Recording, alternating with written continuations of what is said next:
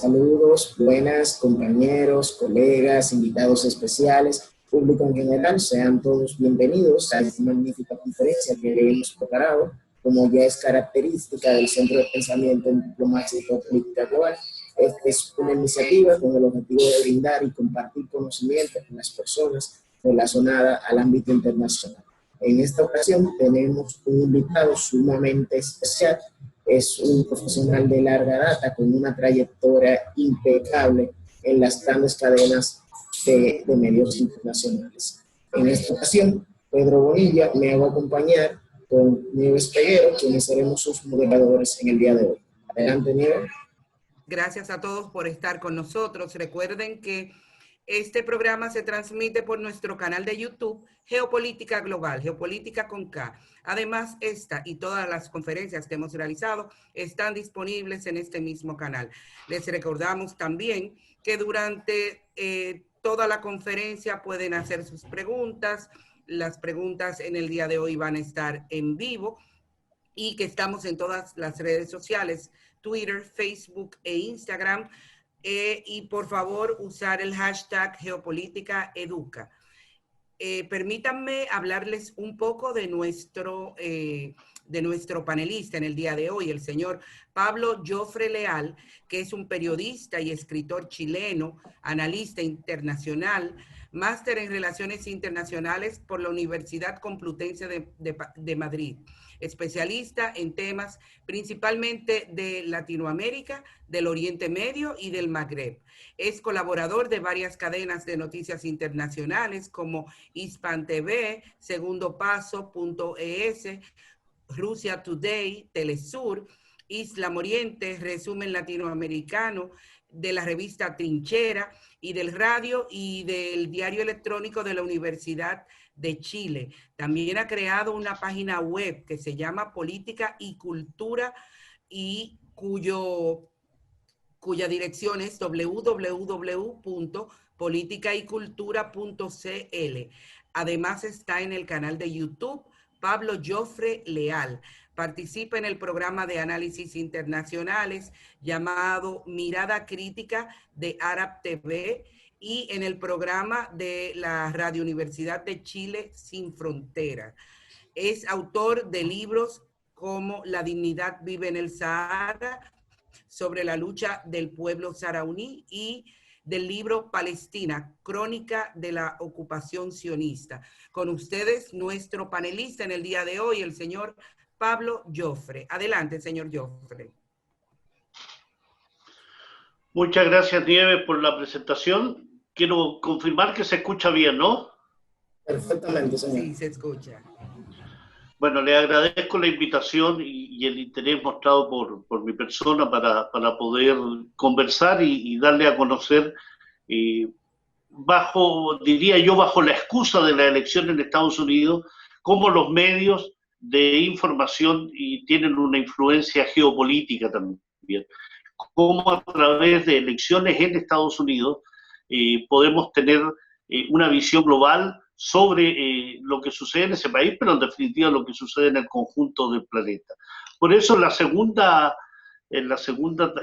diapositiva que ustedes ven, que pueden tener acceso ahí a través de lo que irá mostrando Nieves, la próxima Nieves, se da cuenta de cómo funciona en definitiva el sistema electoral norteamericano. Ustedes conocen bien, como estudiosos del tema, que es un sistema electoral que no gana quien necesariamente tiene la mayor cantidad de anteriormente en la elección, por ejemplo, del año 2016 entre Hillary Clinton y Donald Trump, donde Hillary Clinton obtuvo votos populares, más de 2,5 millones de votos más que Donald Trump, y sin embargo no logró triunfar porque es un sistema basado en colegios electorales.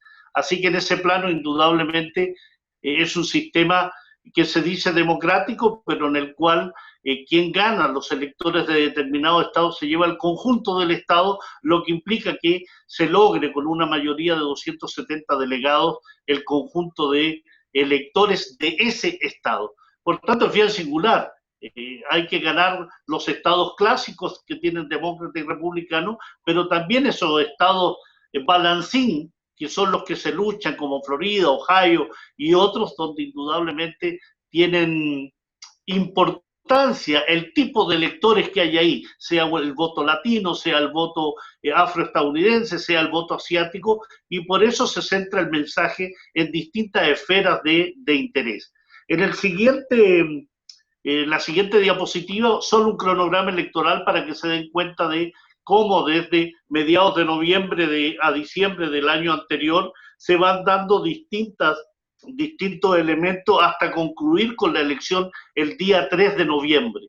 Hay un periodo muy largo de lucha electoral, de influencia, lo que significa que es un país en el cual tienen 4 años de gobierno, pero en realidad 3 años de gobierno efectivo, porque pasan un año completo buscando la forma de poder tener una reelección. En ese plano, indudablemente, significa que el resto de los países de nuestros continentes están sujetos a los avatares y las direcciones de política exterior que tengan determinada administración. Por eso se habla de que la política exterior norteamericana, cuando se acerca la fecha de las elecciones, el mundo tiembla, los continentes tiemblan, los países tiemblan, porque está sujeto al tipo de ideas, de objetivos en su política exterior que suele incidir más lo que tú hagas en el plano exterior. Por ejemplo, si hay electores del voto latino que son mucho más centrados hacia la derecha, se buscará entonces intensificar las presiones contra Cuba, contra Venezuela, contra determinados países. Si el tema tiene que ver con el lobby energético, entonces se tratará de contender en políticas energéticas en las áreas donde los hidrocarburos, petróleo y gas tienen importancia. Por tanto, se presiona a la Federación Rusa, se presiona a la República Islámica de Irán, se actúa en el conjunto de Asia Occidental, Medio Oriente, precisamente para ganar esos adeptos y esos apoyos que se suelen necesitar desde el punto de vista del apoyo financiero y el apoyo electoral. Y ahí está todo el paso en la siguiente diapositiva de cómo convertirse en presidente de Estados Unidos, que son distintos pasos que comienzan en las primarias, las convenciones nacionales, las elecciones generales y finalmente el colegio electoral, que es el que define. Y por eso se habla de una democracia desde el punto de vista de la representación popular muy sui generis, porque en definitiva los que definen son los colegios electorales. Es una democracia representativa desde el punto de vista del voto popular, pero en definitiva se vota por colegios electorales que son los que definen finalmente la elección de este país. En la siguiente diapositiva podemos observar a un personaje al cual yo creo que desde el punto de vista de la lucha de los derechos civiles en Estados Unidos tiene una importancia fundamental, que es Malcolm X, quien en un mensaje, él transmitía que si no estás prevenido ante los medios de comunicación, te harán amar al opresor y odiar al oprimido. Dando cuenta con esto, la necesidad de tener claro cuál es el mensaje, qué es lo que nos transmiten, qué nos quieren decir, qué es lo que hay detrás de la información. En el mismo sentido, en la diapositiva posterior, Noam Chomsky, un analista internacional de fama, pero además el señor Chomsky es un lingüista, es un personaje que sabe muy bien respecto a los mensajes y la verbalización de lo que se dice. Él sostiene que la población general no sabe lo que está ocurriendo y ni siquiera sabe que no lo sabe, lo que lo hace doblemente trágico, porque en definitiva estamos sujetos a un tipo de manejo de información que indudablemente ejerce influencia sobre nuestras decisiones políticas. Y esto se ve con mucha fuerza en los propios Estados Unidos, donde el efecto de los medios de información suele ser tan fuerte, tan grande, unido al tema de las redes sociales, que ha tenido un auge enorme, sobre todo con un personaje como Donald Trump, que hace del Twitter un elemento, una herramienta de trabajo fundamental. Parece ser que el señor Trump duerme con el teléfono al lado, despierta con el teléfono al lado, va a sus innumerables labores higiénicas y laborales con el teléfono al lado, porque está todo el día lanzando Twitter, que en definitiva se convierten en elementos de influencia nacional y mundial. Y por ello Noam Chomsky también en la siguiente diapositiva ha sostenido que la manipulación mediática hace más daño que la bomba atómica, porque destruye cerebros. Es decir, influye sobre la forma de pensar y aquello que nosotros analizamos y razonamos con respecto a lo que está aconteciendo. Por ello hablo de medios de comunicación o más bien de medios de manipulación, que es la diapositiva que ustedes pueden ver a continuación. Por tanto, ¿cómo evitar la desinformación y la manipulación? ¿Cómo generar políticas comunicacionales en que efectivamente esta manipulación y la desinformación estén fuera de nuestro diario vivir? Y en ese plano, indudablemente, el control de los medios de comunicación es fundamental. Estaba leyendo antes de esta conferencia algunos datos de República Dominicana que ustedes me podrán corregir o reafirmar, pero por ejemplo, en un estudio de la UNESCO se habla de que el 98% de los medios que funcionan en el espectro radioeléctrico de República Dominicana son de propiedad privada, mientras que el Estado y la Iglesia administran solo el 2%, con radios comunitarias que no tienen gran influencia social. Se habla de José Luis Corripio Estrada, Pepín, considerado el empresario más importante de los últimos años, con una cantidad de medios en su poder. Entonces, estamos hablando, si eso es así, eso se corresponde con lo que sucede también en nuestros países, donde el control de los medios de información significa control político, significa control económico, manejo del punto de vista de la opinión pública, que es un concepto muy discutible, pero que en definitiva da cuenta que quien controla los medios de información controla también el mensaje que se quiere transmitir. Y en la siguiente diapositiva ustedes podrán ver una serie de, más en la próxima, Nieves, que es cómo en Estados Unidos, Financial Times, The Wall Street Journal, The New York Times, The Washington Post, The Washington Times, Los Angeles Times, Bloomberg, Reuters, AP, NBC, CBS, en definitiva, el conjunto mayoritario de los medios de información en Estados Unidos están manejados por empresarios ligados al sionismo. Y eso es muy importante en virtud que la política exterior norteamericana se basa fundamentalmente en una política exterior destinada a proteger y a favorecer a la entidad israelí, y en ese plano se explica que Forbes, Times, Smart Money, USA Today, Boston.com y otras pertenezcan efectivamente a esta esfera de poder político y de influencia. Eso implica también darse cuenta de cómo funciona la posverdad, que es un concepto que lo vemos en esta diapositiva, donde se habla de difundir una noticia, compartir esa noticia en redes sociales. Los medios tradicionales no se pueden mantener al margen de esa noticia que ha surgido en las redes sociales, y aunque la noticia no sea verdad, no se difunde con la misma intensidad el desmentido. Por tanto, se va generando lo que se denomina una posverdad, que también en el plano de la información, de lo que se entrega, se habla de estrategias de manipulación mediática, que es la que ustedes pueden observar en la siguiente diapositiva, que son un trabajo analítico hecho por Noam Chomsky, en el cual habla de 10 estrategias de manipulación mediática: la gradualidad, mantener al público en la ignorancia, dirigirse al público como personas de poca edad, crear problemas y después ofrecer soluciones. Les recomiendo leer sobre esta estrategia de manipulación mediática porque son muy presentes con lo que está sucediendo en la actualidad, sobre temas de desinformación, que es lo que pueden leer ustedes en la próxima diapositiva. Desinformar es, en el fondo, dar una información intencionadamente manipulada o insuficiente, u omitir una información, precisamente para generar una política determinada.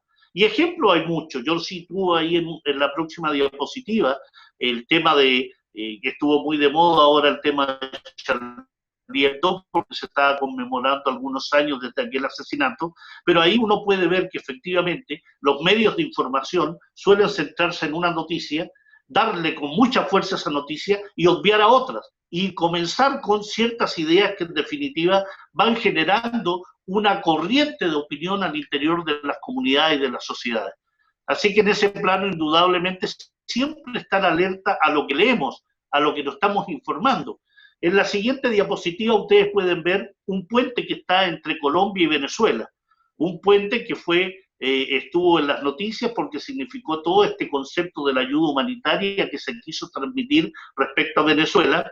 El incendio de unos camiones en aquel puerto en aquel puente que se le asignó la responsabilidad al gobierno venezolano, y finalmente fue un medio norteamericano como el New York Times quien detalló que se trató más bien de una operación mediática encaminada a asignarle responsabilidad a la Guardia Nacional Bolivariana y no a los sectores políticos que estaban en el otro lado del puente. Eso se llama desinformación, eso se llama manipulación, y día a día estamos llenos de eso. En la siguiente diapositiva hay un ejemplo claro de esa manipulación, que tiene que ver con cómo trato yo ciertas noticias.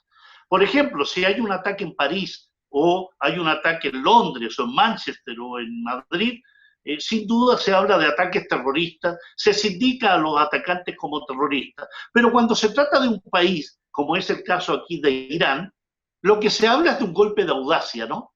Se dice golpe de audacia del Estado Islámico en el corazón político y simbólico iraní.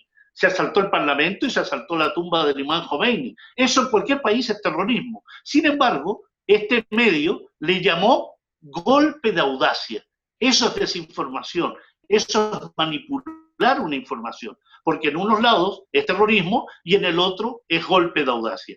Y de ahí que también tengamos en la próxima diapositiva todos estos temas de las fake news, estas noticias falsas que nos inundan permanentemente y que son muy difíciles de poder combatir. La mejor manera de combatir eso es leer las fuentes, saber de dónde vienen, no difundirlas, no transmitirlas desde el punto de vista de lo que está sucediendo. ¿Y quién es un personaje absolutamente clásico y usuario habitual de esta? Es el personaje que viene en la próxima diapositiva, que es el señor Donald Trump, que se ha especializado en la primera elección, la del año 2016, y en la actual, con el uso de las fake news. El transmitir información que no importa, que no se pueda justificar, ya fue lanzada. Recuerden ustedes que él decía, los mexicanos están trayendo drogas, crimen, son violadores. ¿Quién le discutió eso? Pero tiró ese tema, lo lanzó al ruedo y quedó ahí. O asignarle a China la culpa del calentamiento global, o hablar del virus chino respecto al COVID-19. Eso va generando, en el punto de vista, más aún en las elecciones norteamericanas, una tendencia, una línea de acción destinada a crear indudablemente una política exterior. ¿Cómo se combate esto? ¿Cómo se puede combatir esto? En la próxima diapositiva ustedes pueden ver distintas alternativas. Hay alternativas de información, hay que buscarlas, están presentes. Pars Today, Mundo Sputnik, Radio Universidad de Chile, que la pongo ahí, Telesur, Hispan TV. Si usted quiere saber sobre el Medio Oriente, acuda entonces a medios de esa zona. Si no sabe inglés o no sabe árabe, bueno, esos canales tienen también información en castellano. Hay información, hay que recurrir a la fuente, hay que contrastar la información. Si el señor Trump dice algo en la elección o el señor Biden dice algo en la elección, contrastemos esa información. ¿Es cierto lo que dicen del virus chino? ¿Es cierto que China es el culpable? ¿O hay antecedentes de epidemiólogos y virólogos que contrastan eso? Acudamos a ello. Y en ese plano, indudablemente, en la siguiente diapositiva, ustedes ven a un personaje que está ahí en una cueva y en el río. O sea, la solución no es ser un ermitaño, la solución no es desligarse del mundo, con una sobrecarga informativa. ¿Qué hacemos desde el punto de vista de la política global, de la política exterior? Mejor nos sumergimos en una cueva, en el mar, no le hacemos caso y nos convertimos en un ermitaño. No, no es necesario ser un ermitaño. Más bien, hay que tener una mirada global, como es lo que trato de señalar en esta diapositiva, donde hay un rompecabezas, donde están los chinos, donde están los iraníes, donde están los rusos, donde está Estados Unidos. En definitiva, en esa pieza del rompecabezas faltamos nosotros. En las elecciones norteamericanas se habla mucho de la política interna norteamericana y solo se habla de política exterior cuando se trata de hablar de sanciones, de bloqueos, de embargos, de imponer una política determinada, de decir que la democracia debe ser el camino, pero lo que se impone es a través de políticas exteriores muy agresivas, muy potentes. Y aquí quiero detenerme en la siguiente diapositiva, que las elecciones norteamericanas tienen una característica fundamental, en la previa y en la elección misma, que es la importancia que adquiere lo que se llama el Comité de Asuntos Públicos Estadounidense Israelí, también llamado AIPAC por sus siglas en inglés. En toda elección norteamericana previa y posterior se hacen presentes en la conferencia anual de esta organización. Hillary Clinton, George Bush, Benjamin Netanyahu, Donald Trump, el presidente de Guatemala, Jimmy Morales, por ejemplo, que ha sido invitado a esa conferencia y que finalmente termina por declarar que hay que trasladar la embajada de Guatemala de Tel Aviv a Jerusalén. Es decir, todos y cada uno de los presidentes norteamericanos tienen una generación de alianzas con este lobby muy importante en Estados Unidos, junto al lobby saudí, el lobby energético, el lobby de las armas, el lobby del complejo militar industrial. Y se entiende, al ver el mapa que ustedes tienen a continuación, donde se ve cómo el mundo ha sido dividido en función de los intereses norteamericanos. Es decir, el único país que divide el mundo en función de una visión militar es precisamente Estados Unidos. La parte de el Océano Pacífico y Asia, USPACOM, la parte de africana, que es USAFRICOM, la parte de Oriente Medio con el Océano Índico, la parte de Europa, la parte norteamericana, donde está incluido México, y la parte de USACOM, donde está República Dominicana, por ejemplo, donde está Cuba, donde está Nicaragua, El Salvador. Es decir, un mundo dividido en función de una visión absolutamente militarista y globalista. Y en la siguiente diapositiva, ustedes podrán constatar que la estrategia de política exterior norteamericana, y que se ve con mucha nitidez en las elecciones norteamericanas cuando se habla del mundo, que es fortalecer la presencia norteamericana en el mundo, ustedes se darán cuenta en ese mapa que hay una red mundial de bases militares y comandos regionales de Estados Unidos. Hay 800 bases militares norteamericanas estacionadas en el conjunto de los continentes. Todos los continentes tienen bases militares norteamericanas. Y sin embargo, los medios de información, los medios de comunicación suelen señalar el peligro que significa para el mundo la base rusa en Tartus en Siria, o la base rusa en Kaliningrado, o la base china en el Cuerno africano. Bueno, Estados Unidos tiene 800 bases militares en el mundo y sin embargo no genera la información, la discusión crítica respecto a esa presencia en el mundo, en América Central, en el Caribe, en Sudamérica, en África, en Islandia, en Medio Oriente. La política exterior norteamericana, y que se manifiesta a través de sus elecciones cuando hablan de política exterior, es la generación de una hegemonía norteamericana.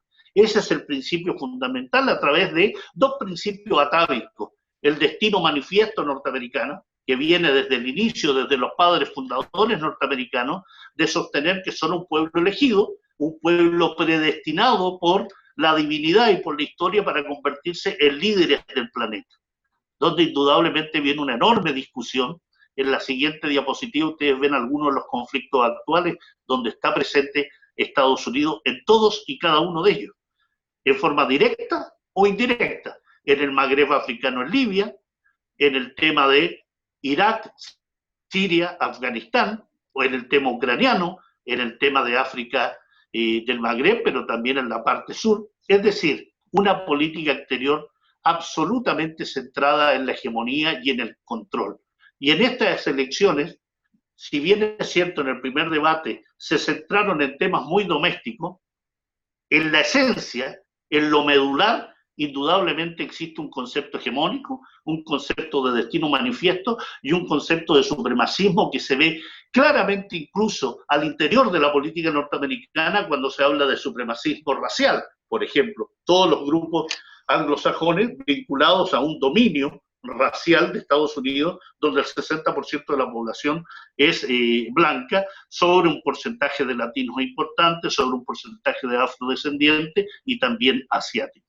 Posteriormente vienen una serie de diapositivas que Nieves la quiero pasar más o menos rápido, donde vemos algunos de los enemigos de Estados Unidos en el plano de la política exterior.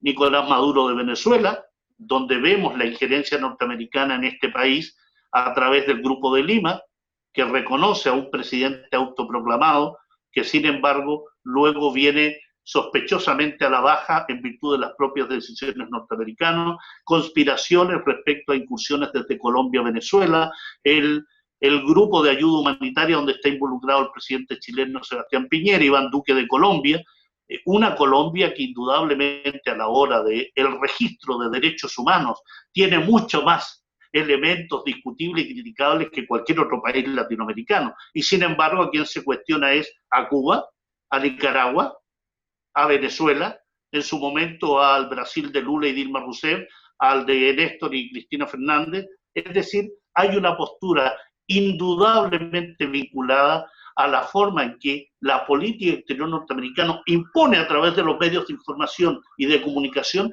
una política hostil contra otras naciones. Y esto tiene muchas razones, y lo pueden ver en la siguiente diapositiva, que tiene que ver con el petróleo, con el gas. Son elementos muy, muy importantes para entender la política exterior norteamericana desde el punto de vista global. ¿Por qué Venezuela? ¿Por qué tanto hablar de democracia y derechos humanos en Venezuela? ¿Y por qué no hablar de derechos humanos en Arabia Saudí o los Emiratos Árabes Unidos o en Bahrein o en Omán o en Israel? ¿Por qué Venezuela? Bueno, tal vez porque Venezuela es el país con las mayores reservas de petróleo del mundo y las mayores reservas de gas natural, una de las 3 mayores reservas de gas natural. Entonces, hay que intensificar la presión contra aquellos países que me pueden generar como potencia, como superpotencia, la posibilidad de acceder a esas riquezas naturales.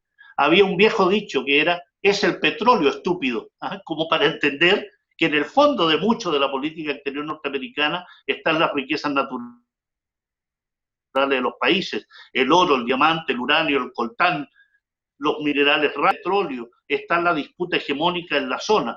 Así que en ese plano, estimados amigos y amigas, también entender por qué la presión contra Bolivia y obligar a la renuncia de Evo Morales en noviembre del año 2019, y en la actualidad tenemos elecciones donde el MAS puede triunfar nuevamente. ¿Qué van a hacer desde el punto de vista de la política exterior? ¿Van a exigir la renuncia también de Luis Arce si llega a triunfar en primera vuelta? ¿O qué pasó en el caso de Libia, en la diapositiva que les muestro aquí, donde se generó el derrocamiento y el asesinato de Muammar Gaddafi, que durante 42 años gobernó Libia, y sin embargo, a los 42 años se dieron cuenta de que era un dictador? Mira, qué raro, ¿eh? 42 años después se dieron cuenta que Gaddafi era un dictador y que había que derrocarlo. Bueno, Libia, gas, petróleo, salida de inmigrantes en la zona, control de la zona del Magreb, control de la ruta que China está considerando a través del Sahel africano. Es decir, a ustedes pueden ver ahí a la señora Hillary Clinton, ex secretaria de Estado del gobierno de Barack Obama, diciendo, vine, vimos y murió, haciendo alusión a aquella frase de Julio César, Vini Vidi Vinci, ¿no? Bueno, eso es Estados Unidos en su política exterior. Derrocamiento, desestabilización, generar una situación de caos a nivel internacional.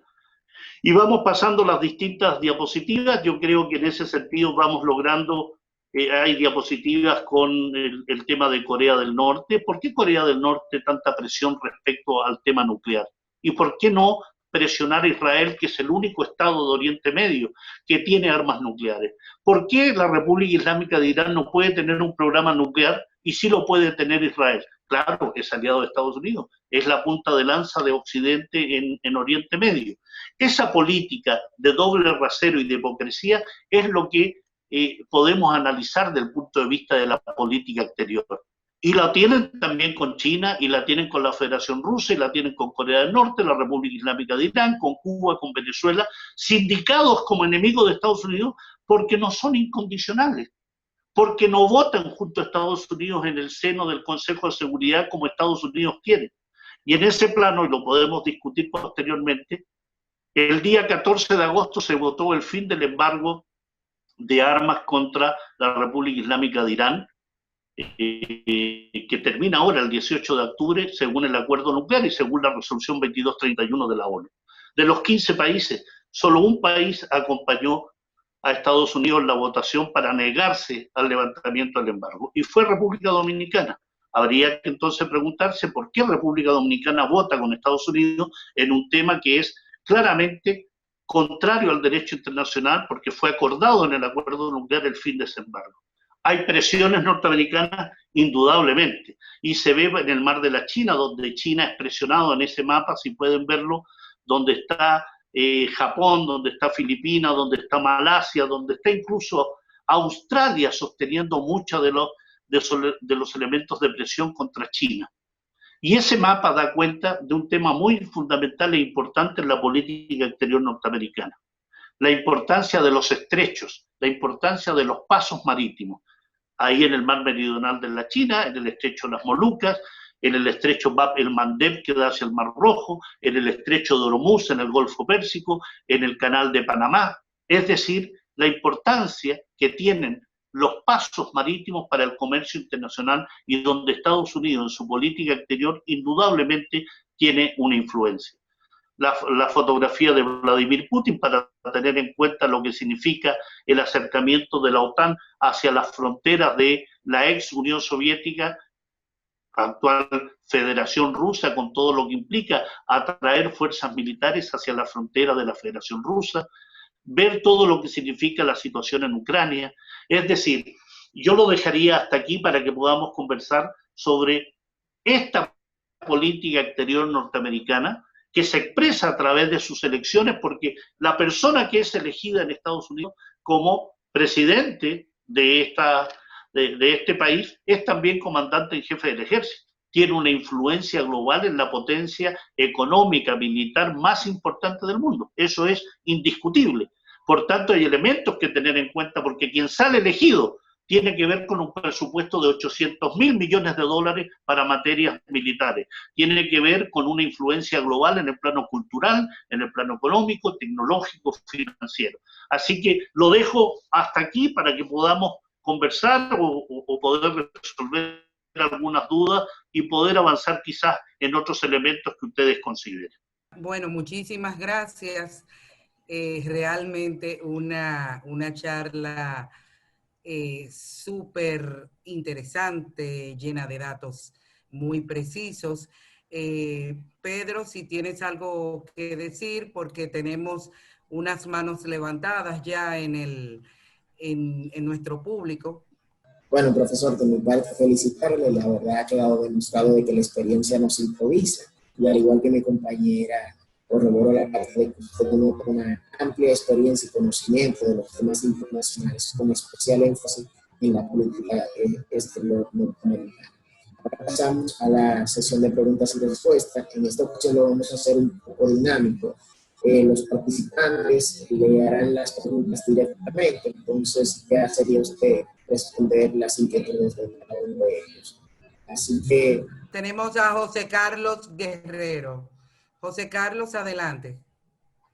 Buenas tardes para todos. Felicitar también al profesor Pablo Jofre Leal, quien ha hecho una ponencia magistral con un dominio increíble, como ya Nieves señalaba, de todos esos datos interesantes. Hablando un poco de la geopolítica actual, como usted sabe, profesor, hay básicamente dos corrientes de autores, una que es proclive a los Estados Unidos y su poder, y otros que son los llamados declinistas.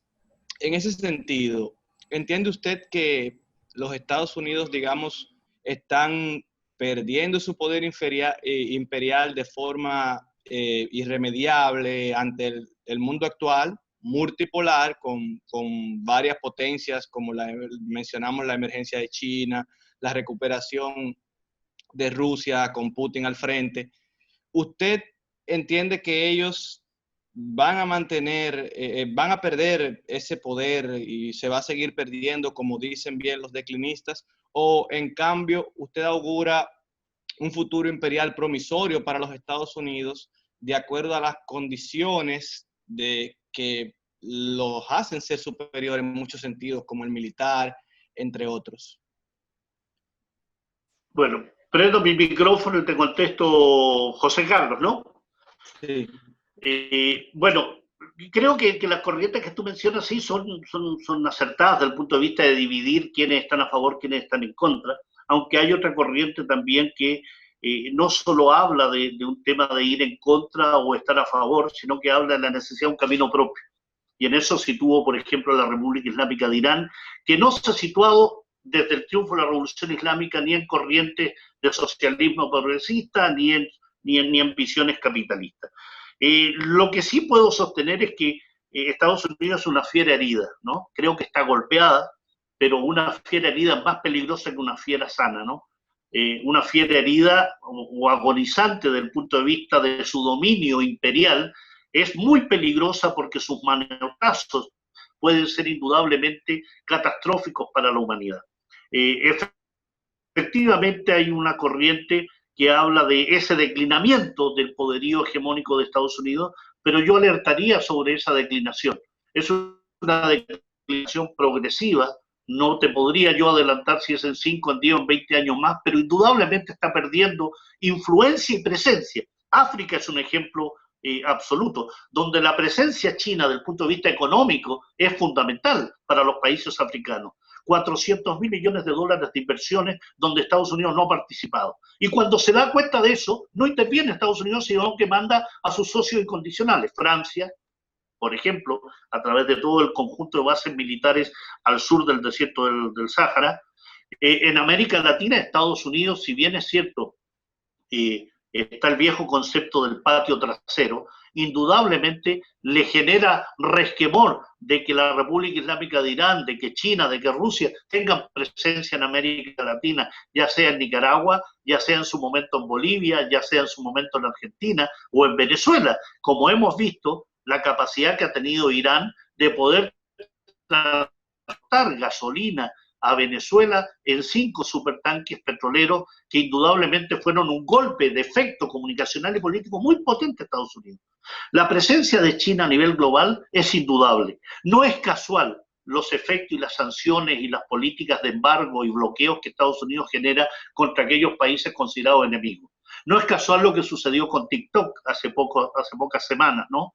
Donde indudablemente la política de sanciones implicó que Donald Trump dijera: vamos a generar un efecto, una política de efecto, vamos a obligar a China a que nos venda su empresa. Los chinos se mantuvieron firmes y se logró en definitiva que Estados Unidos lograra una propiedad de un 20% y que esa empresa va a radicar en el estado de Texas.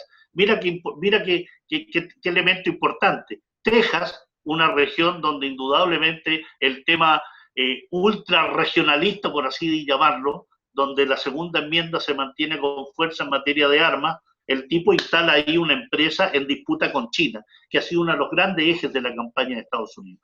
Sí coincido que va en declinación, va a la baja, pero ojo con los animales heridos que son muy peligrosos y suelen tener este elemento que se llama la rabia, que genera contagios y enfermedades en el resto del planeta. Gracias, profesor, por su atinado comentario y su amplia visión del panorama geopolítico. Ahora nosotros pasamos con Claudia, que tiene la siguiente interrogante para ser contestada por usted. Adelante, Claudia. Bien, buenas noches, ¿qué tal? Antes de todo, darle muchas gracias por la presentación y ciertamente hacerle la pregunta en base, ahora con esta pandemia del COVID-19 que ha venido a crear una disrupción de todas nuestras formas, o sea, de todo nuestro sistema, ha resaltado las debilidades de nuestros sistemas y que realmente ha puesto, en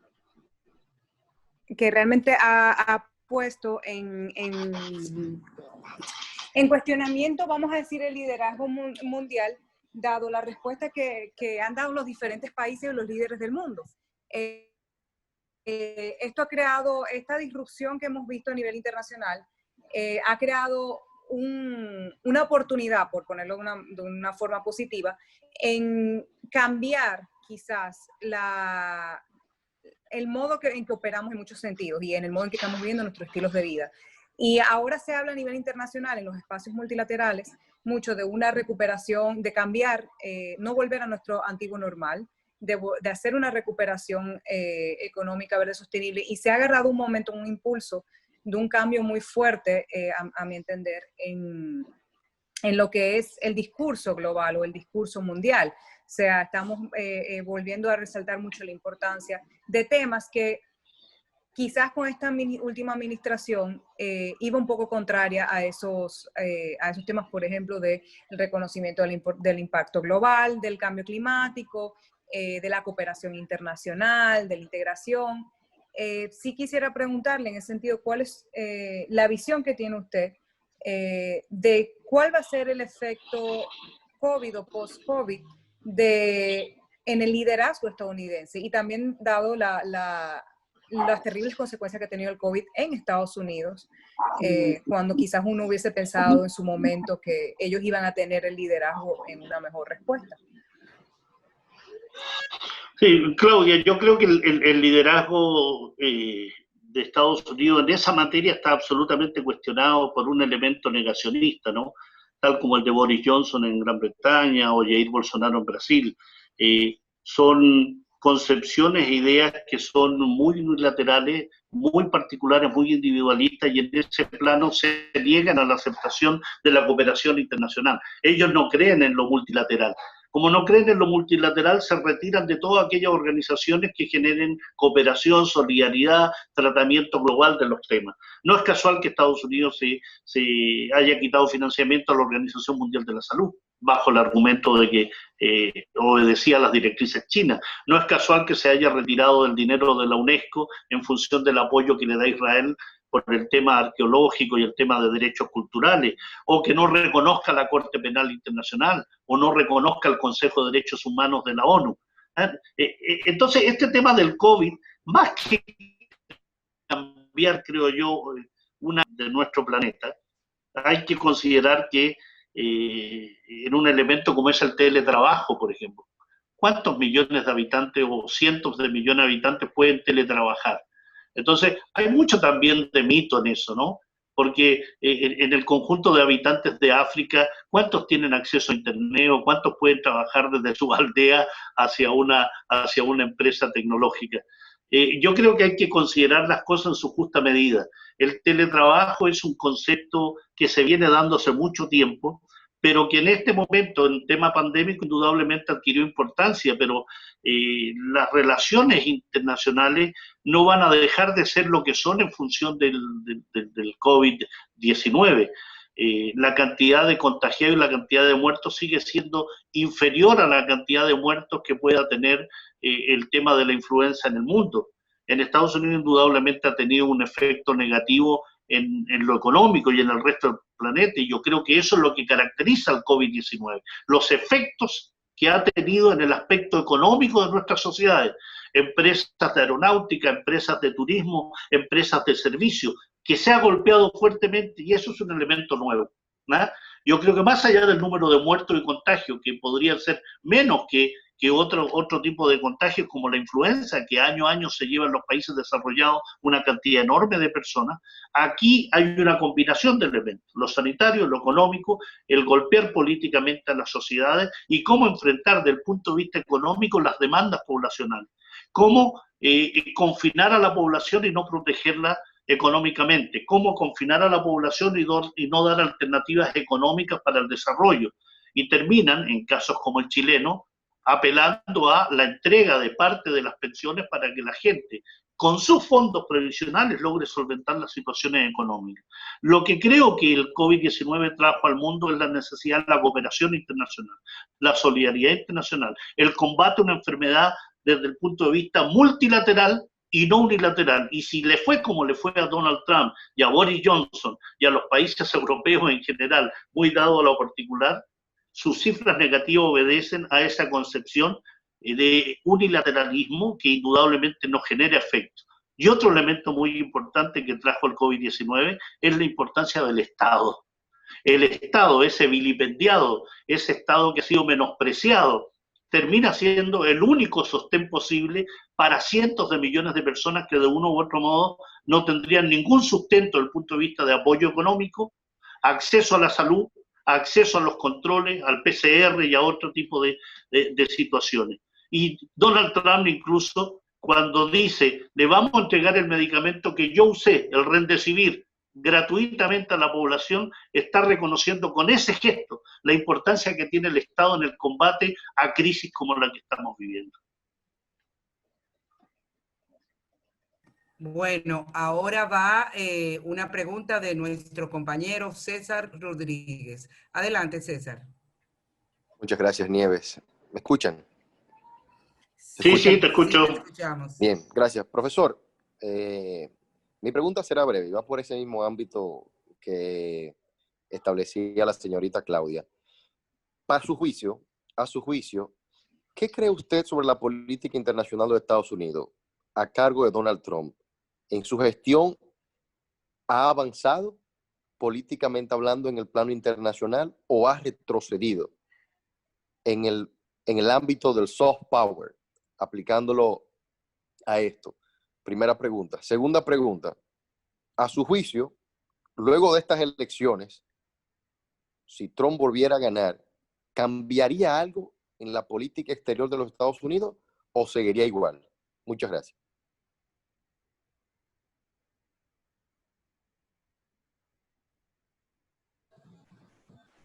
Bueno, al parecer el profesor se acaba de desconectar. Vamos a darle unos minutos a ver si logra conectarse. Voy a no, él está ahí, pero... Bueno, Lady... ya él está ahí. No estaba apretando el audio, ¿no? Ahí. Sí. Ahí.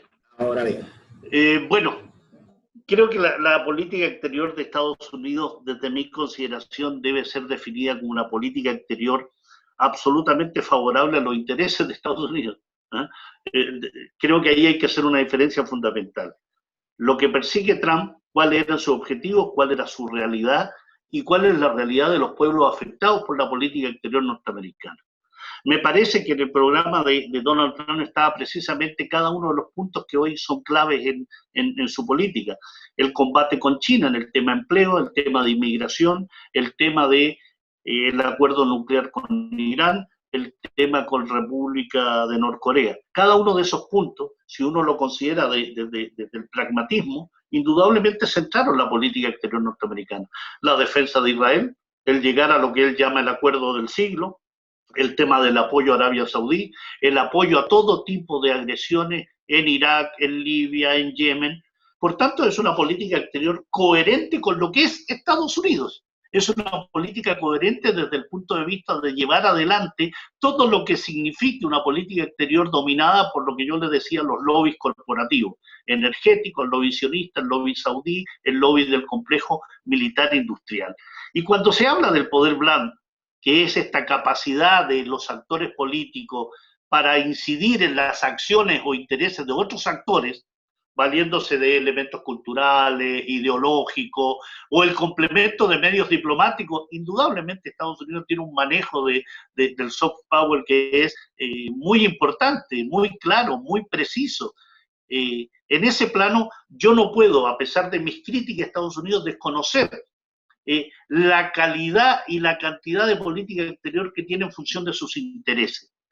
Ahora, yo no estoy de acuerdo con esa política exterior, porque es una política exterior que se basa en el dominio, la agresión, la invasión, la desestabilización, el expolio de las riquezas del resto de los países, donde solo se ve el famoso American First, América primero, y más encima una América que nos quita el nombre a nosotros los americanos. En ese plano, indudablemente, es una política tremendamente pragmática en llevar adelante sus objetivos. Lo negativo es que ese llevar adelante sus objetivos, lo que plantea, lo que genera, en concreto, es la desestabilización del planeta. Allí donde ustedes miren, en América, Cuba, Venezuela, Bolivia. En Oriente Medio, el Líbano, ocupación de Palestina, agresión a Yemen, el tema de la vinculación o lo que llaman la normalización de las relaciones de la entidad sionista con países árabes. Eso es producto de la política norteamericana. Ellos lo encubren bajo un hecho de paz para Oriente Medio, cuando en realidad no es paz, cuando tú sigues ocupando y sigues colonizando un territorio como el palestino. ¿Qué pasa en el Sáhara Occidental con la ocupación de Marruecos de un territorio que no le pertenece? ¿Qué pasa en el mar meridional de la China? ¿Qué pasa en Europa con el acercamiento de la OTAN a las fronteras con Rusia? O la actual guerra en Nagorno-Karabaj, donde los intereses regionales vinculados a oleoductos, gasoductos, a la influencia hegemónica, indudablemente tiene una mano muy potente con el famoso leading from behind, que es este actuar desde atrás que tiene Estados Unidos en ciertos sectores y en otros actuar directamente. Así que en ese plano creo que es una política exterior absolutamente pragmática y positiva para los detentadores del poder en Estados Unidos, pero absolutamente negativa para nuestros pueblos. Muy bien, gracias, profesor. Ahora pasamos con la compañera Neri Lisa, que tiene una interrogante para usted. Adelante, Neri. Buenas tardes.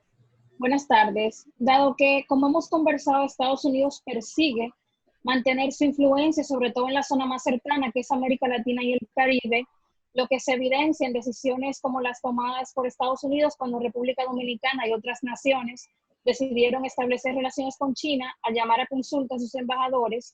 ¿Considera que existen diferencias reales en materia de política exterior frente a América Latina entre los demócratas y los republicanos? Gracias. Mira, hay un analista que es un maestro para mí, con quien he logrado coincidir en varias conferencias, que es don Atilio Borón, argentino, sociólogo, escritor, que el año 2016 le hacían una pregunta, ¿no? Nerlisa Aybar. Le hacían una pregunta el año 2016. Le preguntaban si había una diferencia entre elegir un presidente demócrata o uno republicano.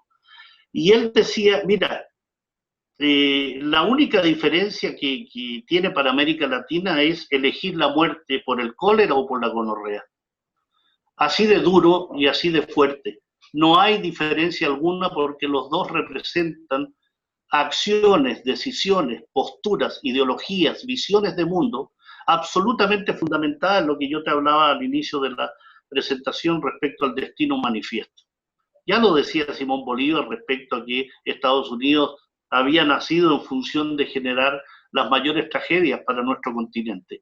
Estados Unidos, a través de la doctrina Monroe, a través del destino manifiesto, a través de las políticas implementadas para América Latina, siempre nos ha considerado como personajes de segunda clase, personajes sin mayores derechos, personajes que estamos en esta parte del continente para servir con nuestros insumos, nuestras materias primas.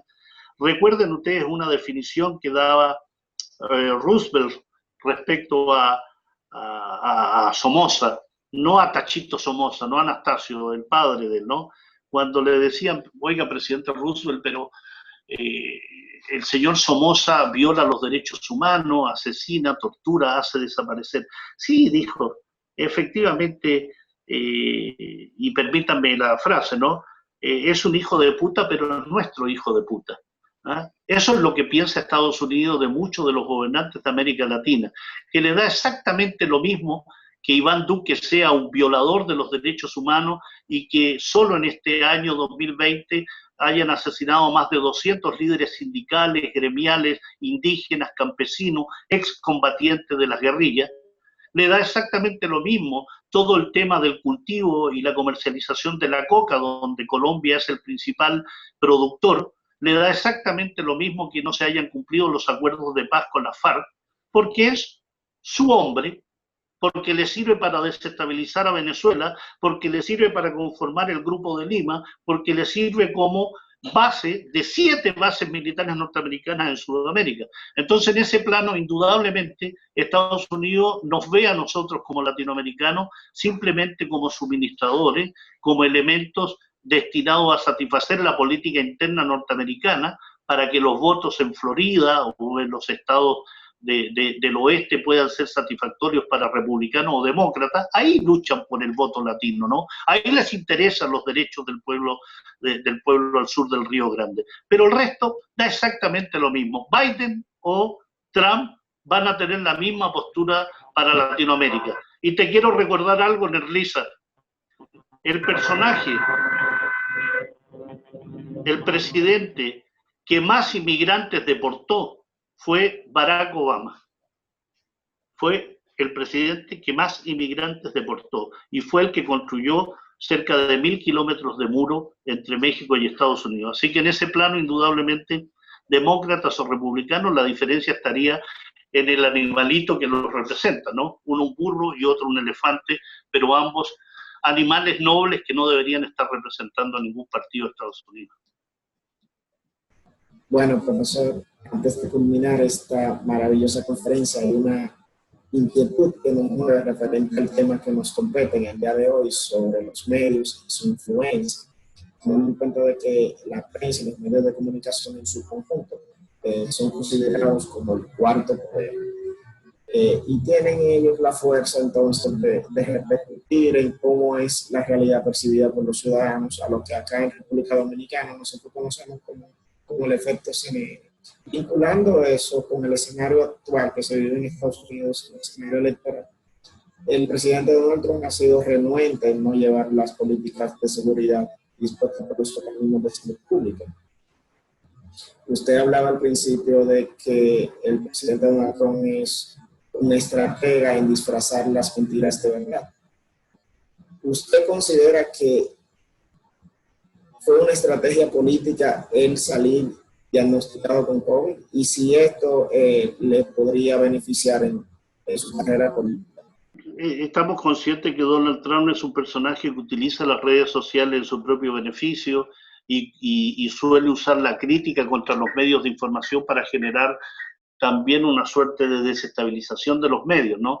Él se dice víctima de los medios, él se dice víctima del trato de la prensa, pero utiliza la prensa con habilidad, tiene voceros y tiene personajes que lo apoyan indudablemente.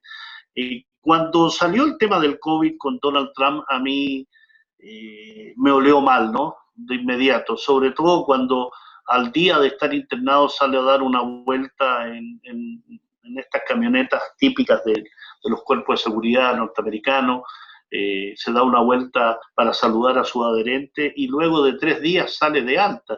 Lo que nosotros tenemos entendido es que cuando alguien tiene COVID-19 se debe ir en cuarentena, ¿no? O debe estar hospitalizado. Pero aquí claramente creo que hay un manejo mediático del tema de aparecer como que tiene una enfermedad, ser hospitalizado, generar una suerte de temblor en el mundo por la enfermedad de un negacionista como Trump, y luego decir que fue tratado con Remdesivir y que le recomienda a todo el mundo que lo tome y comienza a dar gratuitamente este medicamento en los hospitales de Estados Unidos. Tiene toda la figura de una preparación, de un show mediático, que es lo que suele tener indudablemente no solo la elección en Estados Unidos. Nosotros hemos aprendido negativamente de las elecciones en Estados Unidos, donde hacemos un show cada 4, 5, 6 años, donde utilizamos los mismos artilugios y parafernalia que usa Estados Unidos, los globitos, los hoteles, los debates que no conducen a nada. No somos capaces de establecer una dinámica que sea propia, distinta. Estamos muy influenciados por este soft power que hablaba Carlos, me parece, hace un rato, donde los elementos culturales e ideológicos se imponen sobre nuestros países. Pero yo a Donald Trump, como solemos decir acá en Chile, no le creo ni lo que reza.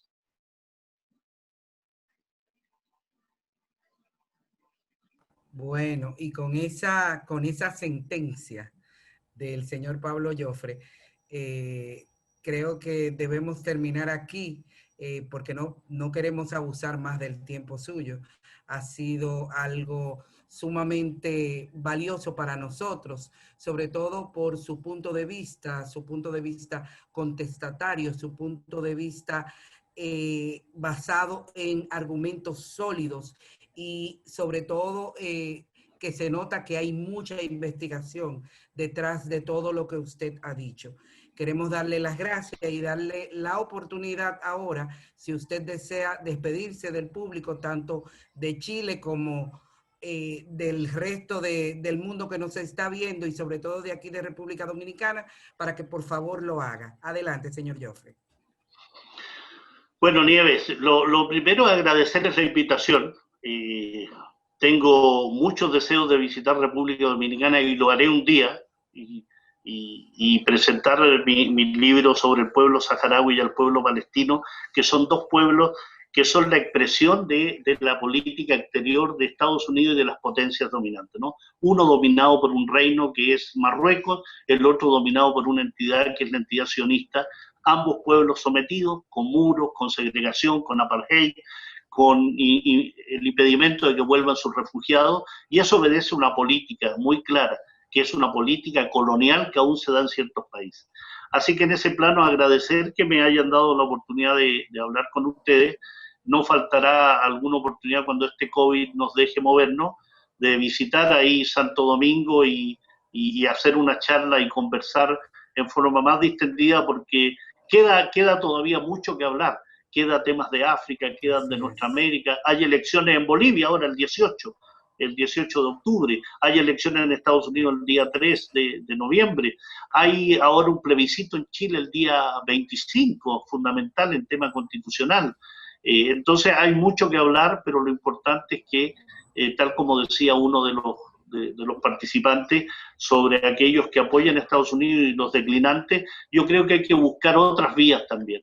No es tanto la oposición ni estar de acuerdo, sino que buscar alternativas de visión propia. Pensar con cabeza propia es fundamental. Así que en ese plano, gracias por permitirme hablarles con esta cabeza propia a usted y un gran saludo a todos los que puedan ver y escuchar este programa. Muchísimas gracias y le esperamos prontamente por acá, por República Dominicana, con los brazos abiertos. Acá usted tiene una casa, así que no dude cuando esté por acá en llamarnos y le daremos una cordial bienvenida. A todas las personas que nos siguen. Muchas gracias a usted. Gracias. A todas las personas que nos siguen, recuerden, a los que no, que nos pueden encontrar como Geopolítica Global, Geopolítica con K, en todas las redes sociales. Y todas las personas que no se han suscrito al canal, por favor, hacerlo y activar la campanita para que así puedan llegarle las notificaciones de las demás conferencias. Muchas gracias y pasen feliz resto del día.